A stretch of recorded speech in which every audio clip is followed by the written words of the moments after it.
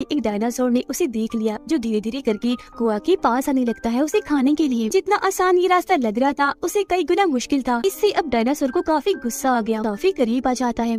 Film की शुरुआत background में चल रही एक आवाज को सुनाने से होती है, जो बता रही थी कि हमारी दुनिया बहुत ही बड़ी और कभी ना खत्म होने वाली है, और बिल्कुल हमारी जमीन जैसा ही एक प्लेनेट यानी सैयारा है, सोलारिस, जहाँ पर इंसानों जैसी ही जिंदगी थी। उनकी वो बहुत अच्छी दुनिया थी, वो लोग बड़े आराम से रह रहे थे। अब हालांकि ये वक्त आज का नहीं बल्कि 65 मिलियन साल पहले का वक्त था, लेकिन फिर भी सोलारिस के लोग इतने ज्यादा एडवांस थे कि वो किसी भी दूसरी प्लेनेट पर आसानी से जा सकती थी, कहीं पर भी सफर कर सकती थी। हम देखते हैं इस कहानी के मेन कैरेक्टर माइल्स को, जो अपनी वाइफ और बेटी के साथ सोलारिस में रहता था और इस वक्त एक समंदर किनारे आए हुए थे। उसकी बेटी को एक जानलेवा बीमारी थी, जिसका इलाज इतना महंगा था कि माइल्स के पास उतने पैसे नहीं थे, तो इसीलिए उसने एक स्पेस मिशन पर जाने का फैसला किया। मतलब वो खुद भी क्योंकि पायलट है, तो साइंटिस्ट की एक टीम को इस जगह से किसी और प्लेनेट पर ले जाने वाला था, और उसके इस मिशन में तकरीबन 2 साल लग जाने थे। और मिशन के जितने पैसे उसे मिलेंगे, उनसे वो अपनी बेटी का इलाज करवाएगा। अपनी बेटी के लिए ऐसा करना ही था उसे, और कोई रास्ता नहीं था। जाने से पहले माइल्स की बेटी उसे कहती है कि डैड, मैं आपका इंतजार करूंगी, मुझे पता है कि आप सही सलामत वापस जरूर लौटेंगे। और इसी के साथ माइल्स अपने मिशन पर निकल जाता है। हमें सीधा 2 साल के बाद का वक्त दिखाया जाता है, जहाँ हम आसमान में माइल्स के स्पेसशिप को उड़ता हुआ देखते हैं। मतलब वो अपनी मंजिल के काफी करीब था, आगे बढ़ ही रही थी कि तभी बहुत सारे चट्टानों के टुकड़े एकदम से इनकी स्पेसशिप से आकर टकरा जाते हैं। ये हादसा इतना खतरनाक बन जाता है कि पूरा स्पेसशिप जोर से हिलने लगता है। इस हलचल में माइल्स की भी आँख खुल गई। वो खुद ही आकर अब स्पेसशिप को चलाने लगता है, क्योंकि इस वक्त बाकी के सभी लोग गहरी नींद में थे, चेम्बर्स में सो रहे थे, और ये स्पेसशिप ऑटो पे खुद ब खुद चल रहा था। जिस नींद में वो सारे लोग सो रहे थे, वो एक ऐसी नींद होती है कि जब किसी इंसान ने अपनी उम्र ना बढ़ानी हो, बस उतनी ही रखनी हो, यानी जिस उम्र में वो अपने प्लेनेट से निकले दूसरी प्लेनेट पर उसी उम्र में पहुंचे, तो इस मकसद के लिए चेम्बर्स का इस्तेमाल किया जाता है। ऐसी उनकी उम्र बच जाती है। चट्टानों के टुकड़ों का हमला बहुत ही ज्यादा था, जिस वजह से स्पेसशिप के बहुत सारे हिस्से खराब हो गए थे। अब इन हालात को देखते हुए वो फैसला करता है कि मैं इस स्पेसशिप को पास के किसी प्लेनेट पर उतार लेता हूँ, क्योंकि शिप और दूर जाने वाला नहीं था। लेकिन जैसे ही वो उस प्लेनेट के पास पहुँचता है, तो तेज हवा की वजह से उसे ठीक से कुछ दिखाई नहीं देता। स्पेसशिप एक काफी बड़ी चट्टान से आकर टकरा जाता है, जिससे अब की बार स्पेसशिप इतना ज्यादा खराब हुआ कि सारे के सारे चेम्बर्स भी तबाह बर्बाद हो जाते हैं। सब कुछ तहस नहस हो गया था, यहाँ तक कि माइल्स की हालत भी काफी खराब हो गई थी। वो बाहर आकर देखता है कि क्या कोई जिंदा बचा है, मगर वो सारे चेम्बर्स को जब तबाह पाता है तो समझ जाता है कि मेरे अलावा सारे ही साइंटिस्ट मारे गए हैं। उसे ये सोचकर तसल्ली होती है कि ये प्लेनेट कम से कम इंसानों के रहने के लायक बिल्कुल ठीक है, गुजारा हो जाएगा। पीने के लिए पानी है, खाने के लिए फूल पत्ते, और रहने सांस लेने के लिए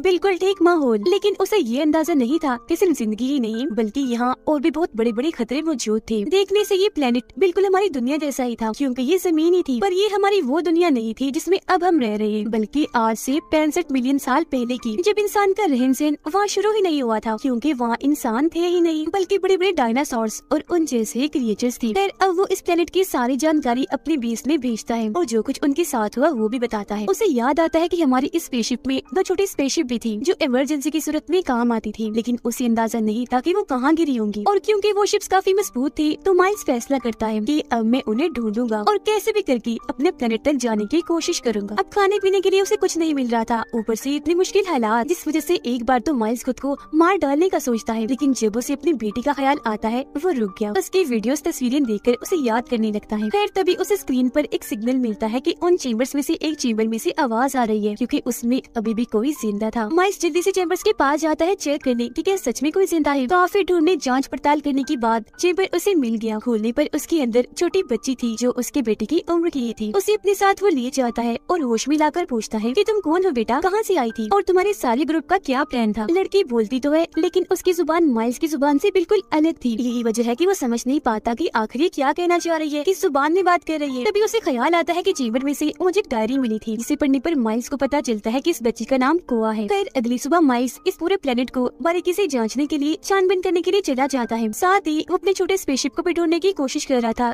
यहाँ पर बहुत सारे वोल्केनो ज्वालामुखी भी थे, जिनमें से एक फट जाता है, और काफी बड़े डायनासोर का स्केलेटन कंकाल भी वहाँ पर पड़ा हुआ था।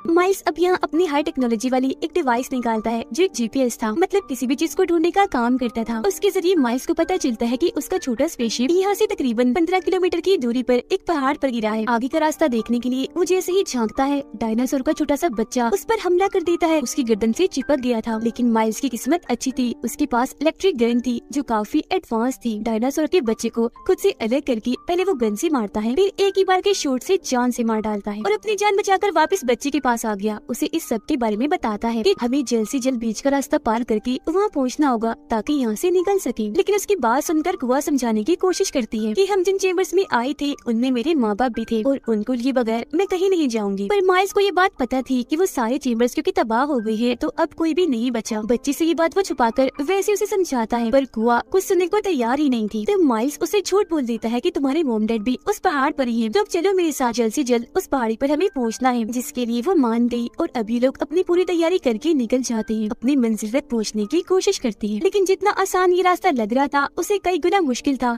खतरों से घिरा हुआ, क्योंकि इस वक्त में न सिर्फ चलने वाले बल्कि उड़ने वाली डायनासोर्स और ना जाने कितने किस्म की ऐसी क्रिएचर्स थी जो किसी भी टाइम इन पर हवाई हमला कर सकती थी। अब ये दोनों छुपते छुपाते एक काफी बड़े मैदान से आगे बढ़ के जंगल में आ जाते हैं। यहाँ पर भी बहुत सारे डायनासोर्स और क्रिएचर्स थे जो आकर इन्हें नुकसान पहुँचाने की कोशिश कर रहे थे, पर माइल्स अपनी इलेक्ट्रिक गन से उन्हें मार मार कर अपना और कुआ का बचाव करता जा रहा था। इन्हें एक झरना मिलता है जहाँ से पानी पीकर मुंह धोकर थोड़ा सुकून करते हैं। माइल्स फिर एक पेड़ की टहनी पर बैठ जाता है और अपने जीपीएस की मदद से पता लगवाने की कोशिश कर रहा था कि अब उनका स्पेसशिप कितनी दूरी के फासले पर है। लेकिन तभी अचानक टहनी टूट जाती है। माइल्स काफी जोर से जमीन पर आकर गिरता है, जिससे उसका उल्टा बाजू काफी जख्मी हो गया था। उसे बहुत तकलीफ हो रही थी। टहनी के टूटने की आवाज सुनकर 2-3 बड़े बड़े डायनासोर्स इस तरफ आने लगते हैं माइल्स पर हमला करने के लिए। पर इस वक्त खुशकिस्मती से उसके पास कुछ बॉम्ब्स थे जिन्हें उन डायनासोर्स पर फोड़ फोड़ कर माइल्स उन्हें मार रहा था और ऐसे अपना बचाव कर रहा था। जबकि इस बीच को अपनी जान बचाने के लिए वहाँ से थोड़ा दूर भागकर एक जगह पर आकर छुप जाती है, मगर बहुत जल्द उसे एहसास हो जाता है कि मैं तो गलत जगह पर आ गई, क्योंकि ये जगह उड़ने वाले सभी क्रिएचर्स का ठिकाना था। वो यहाँ आकर बैठते थे। तो अब उनसे बचने के लिए चुपके से वो टूटे हुए पेड़ के ऊपर जाकर अपनी जान बचाने की कोशिश करती है, पर गलती से उसे भी एक आवाज पैदा हो गई। उड़ने वाली एक डायनासोर ने उसे देख लिया जो धीरे धीरे करके कुआ के पास आने लगता है उसे खाने के लिए। वो काफी डरी हुई थी क्योंकि बच निकलने का कोई रास्ता नहीं था। डायनासोर काफी करीब आ गया था और फिर एकदम से हमला करके उसके कपड़े पकड़ लेता है और खींचकर कुआ को अपने साथ ले जाने लगा। ये चीज माइल्स ने देख ली। वो डायनासोर का पीछे करता है और आखिरकार अपनी गन से शूट करके कुआ की जान बचा ही लेता है। वो काफी डरी सहमी थी, हालत भी उसकी ठीक नहीं थी, इसलिए माइल्स उसे अपनी पीठ पर उठाकर पहाड़ की तरफ जाने लगता है, क्योंकि उसे कुआ में कहीं न कहीं अपनी बेटी नजर आ रही थी जिसे 2 साल पहले वो अपने प्लेनेट पर छोड़ आया था। सफर करते करते उन्हें शाम हो गई। ऐसे मैदानों में घूमने से खतरा था, तो ये लोग अभी केव गार में जाकर रात वहीं गुजारने का फैसला करते हैं। यहाँ पर माइल्स दोबारा से अपना जीपीएस चेक करता है कि अब शिप से उनकी दूरी कितनी है, पर जो चीज माइल्स को पता चली वो जानकर तो उसकी होश ही उड़ जाती है। दरअसल जो चट्टानों के टुकड़े माइल्स के स्पेसशिप से आकर टकराए थे वो अब यहाँ जमीन पर भी आकर गिरने वाले थे, जिससे होगा ये कि सारे डायनासोर्स का खात्मा हो जाएगा, वो राख बन जाएंगे। वो सारी बात समझ गया और इस बारे में कुआ को भी बताता है। पर अगली सुबह जब ये वहाँ से निकलने ही लगी थी कि एक बड़ा सा डायनासोर आकर इन पर हमला कर देता है। उससे बचने के लिए ये केव के और अंदर आ जाते हैं। इन्हें वहाँ छोटी सी सुरंग मिलती है जिसका साइज काफी छोटा सा था। माइल्स वहाँ बॉम्ब से धमाका करता है जिससे सुरंग का साइज थोड़ा सा बड़ा हुआ, बस इतना ही कि उसमें से कुआ तो गुजर सकती थी पर माइल्स नहीं। और वो तो गुजर जाती है लेकिन माइल्स पीछे ही रह जाता है, जिस पर एकदम वो डायनासोर हमला कर देता है। पर माइल्स की इलेक्ट्रिक गन जो लोड थी उससे कई बार डायनासोर को शूट करके वो अपनी जान बचा लेता है और जैसी तैसी सुरंग से बाहर आ गया था। लेकिन बाहर आकर उसे कुआ कहीं भी दिखाई नहीं देती। वो आसमान की तरफ से बहुत सारे चट्टानों के टुकड़े जमीन की तरफ आता हुआ देखता है, जिसका मतलब था कि जल्द से जल्द उन्हें इस प्लेनेट को खाली करके यहाँ से निकलना है, वरना ये मारे जाएंगे। और अब वो तेजी से उस जगह के लिए भागने लगता है जहाँ पर छोटा स्पेसशिप था। लेकिन इसी बीच वो गलती से एक काफी बड़े खतरनाक दलदल में गिर जाता है। बाहर निकलने की वो बहुत कोशिश करता है पर दलदल उसे निकलता ही जा रहा था। यहाँ तक कि वो कुआ को भी आवाज लगाता है पर बचने की अब कोई उम्मीद उसे दिखाई नहीं दे रही थी। काफी अंदर धंस गया था वो पूरा ही डूब जाता कि उससे पहले ही कुआ वहाँ आ जाती है उसकी मदद करने के लिए। वो पेड़ की एक लंबी सी टहनी माइल्स के पास फेंकती है, जिसको पकड़कर जैसी तैसी वो बाहर आ ही जाता है। बाहर आते ही वो कुआ को अपने गले से लगा लेता है जैसे वो उसकी बेटी ही हो, क्योंकि दोबारा जिंदगी पाकर वो बहुत खुश था। फिर उसे बताता है कि अब ये प्लेनेट बहुत जल्द खत्म होने वाला है, हमें निकलना होगा। ये पूरा दिन पूरी शाम सफर करते हैं और आखिरकार रात होने से पहले वो स्पेसशिप तक पहुँच जाते हैं। खुशकिस्मती ये थी कि इस वाले स्पेसशिप को जरा सा भी कुछ नहीं हुआ था, बिल्कुल ठीक था, ये लोग निकल सकते थे। तो वक्त को बर्बाद ना करते हुए माइल्स जैसे स्पेसशिप स्टार्ट करता है तो कुआ बाहर आ जाती है और अपने माँ बाप को ढूंढने लगी, क्योंकि माइल्स ने उसे कहा था कि तुम्हारे मॉम डैड पहाड़ की चोटी पर ही मिलेंगी। पर बहुत जल्द उसे भी समझ लग गई थी कि माइल्स ने मेरे साथ झूठ बोला, क्योंकि स्पेसशिप के हादसे में सारे चेम्बर्स तबाह हो गई थी, जिनमें कुआ के मॉम डैड भी मारे गए। माइल्स बच्चे को शांत करने की कोशिश करता है, पर वो तो काफी गुस्सा और नाराज हो रही थी। तो माइल्स उससे माफी मांगता है और सच बता ही देता है कि मैंने ये सब तुम्हारे और अपनी जान बचाने के लिए किया, और अब जल्दी करो, निकलते हैं यहाँ से, वरना हम भी चट्टानों के नीचे दबने से मारे जाएंगे। कुआ रो रही थी। अब उसका भरोसा जीतने के लिए माइल्स उसे अपनी बेटी की तस्वीर दिखाता है और बताता है कि 2 साल पहले मैं इस स्पेस मिशन पर इसीलिए निकला ताकि कमाए गए पैसों से अपनी बेटी का इलाज करवा सकूं। उसे जानलेवा बीमारी है और अब अगर मैं टाइम पर ना पहुंच सका तो वो बच नहीं पाएगी। कुआ को प्यार इसलिए दे रहा था क्योंकि उसे उसमें अपनी बेटी ही दिख रही थी, तो वो कैसे भी करके उसकी जान बचाना चाहता था। यहाँ से निकाल कर कुआ उसकी बातें सुनकर जज्बाती हो जाती है और गले से लगकर रोने लग जाती है, और अभी दोनों जल्दी से जाकर स्पेसशिप में बैठ जाती हैं। लेकिन इससे पहले वो यहाँ से निकलते ही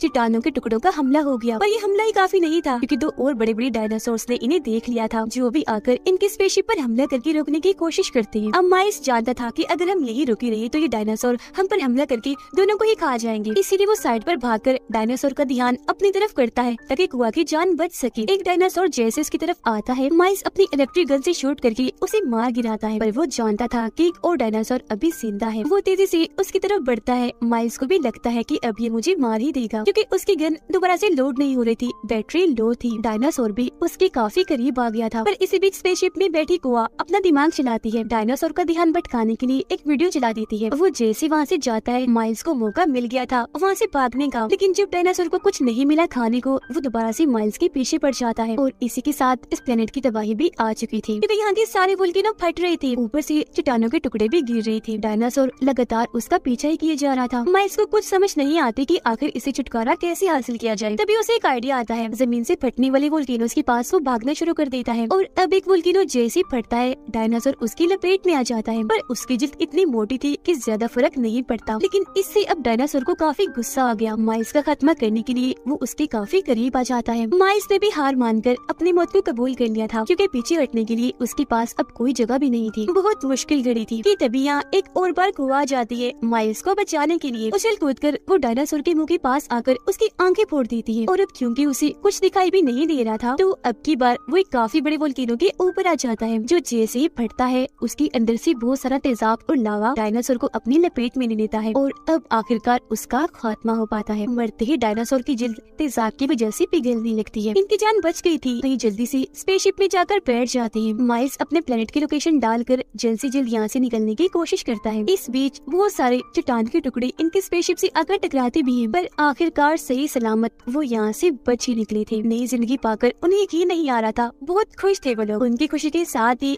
फिल्म की यहीं पर हैप्पी एंडिंग हो जाती है।